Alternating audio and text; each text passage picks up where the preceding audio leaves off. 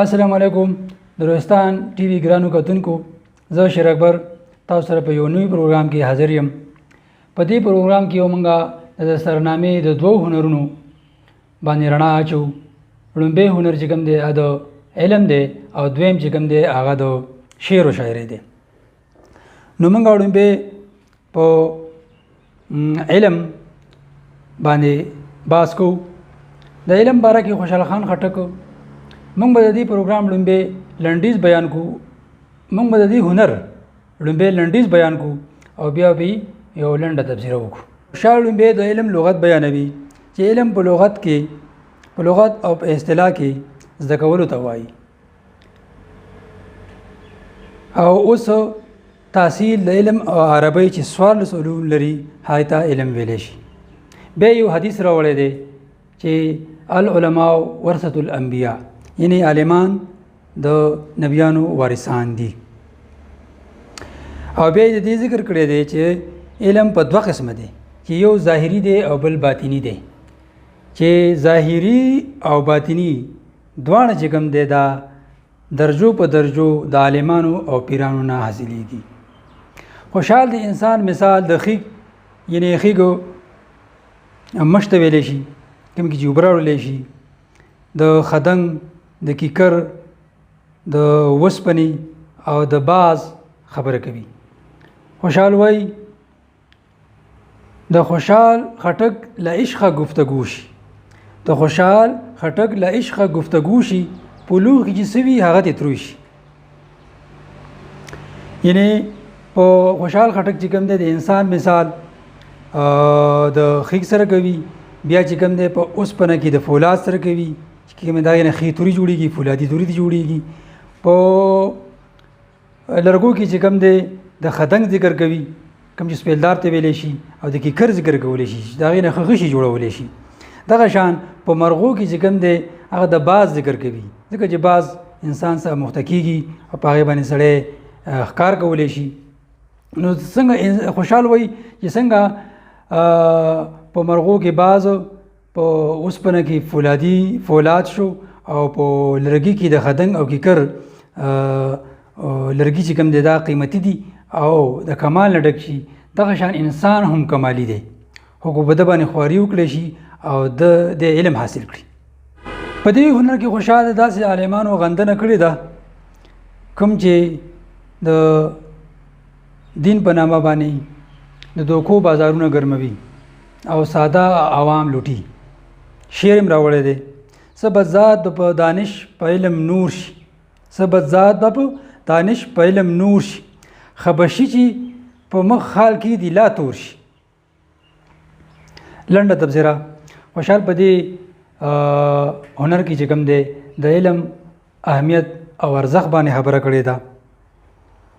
حدیث یې راوړی دی، په دې کې د موسی علیه السلام او د خضر علیه السلام د شاګردۍ ذکر هم کړی دی چې د انسان چې کوم دی د څومره علم حاصل کړي نو دی به د قدر وړ شي، د قدر وړ او جوګه بشي.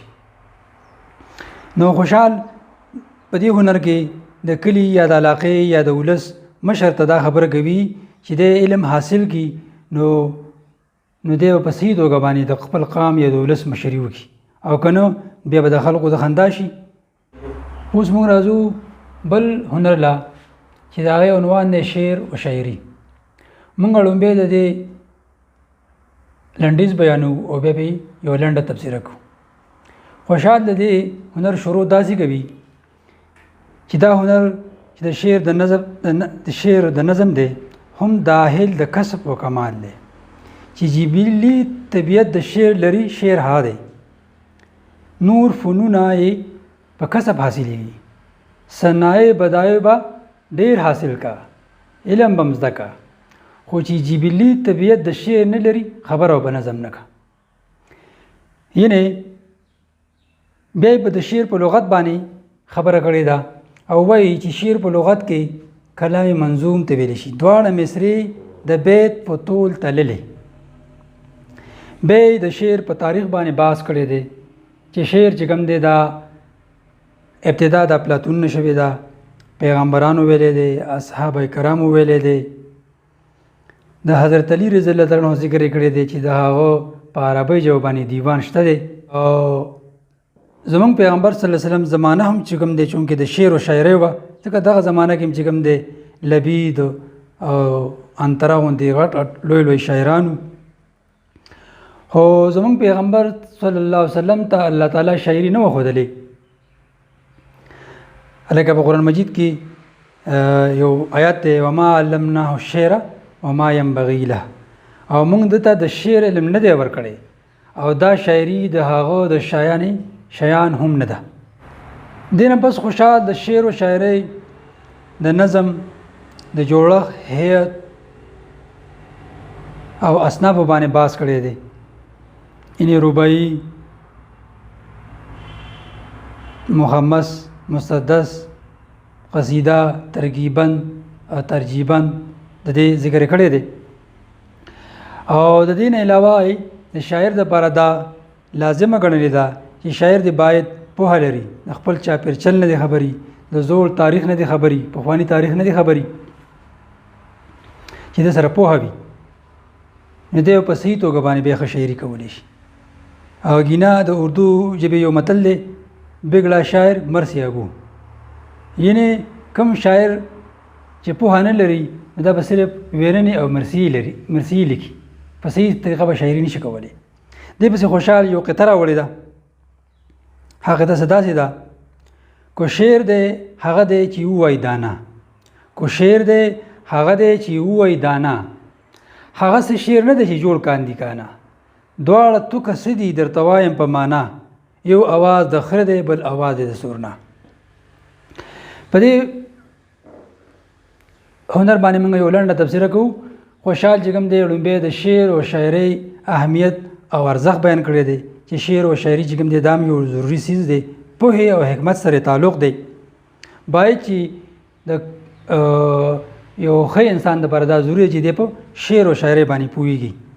په دې هنر کې خوشحال د شعر اسلامي حیثیت ښودلی دی، بیا د شعر تعریف کړی دی، بیا شاعر دپاره دا لازم ګڼلی چې دی ښه شاعري کولی شي، دی پوهه لري نو دی به په صحیح توګه باندې شاعري کولی شي.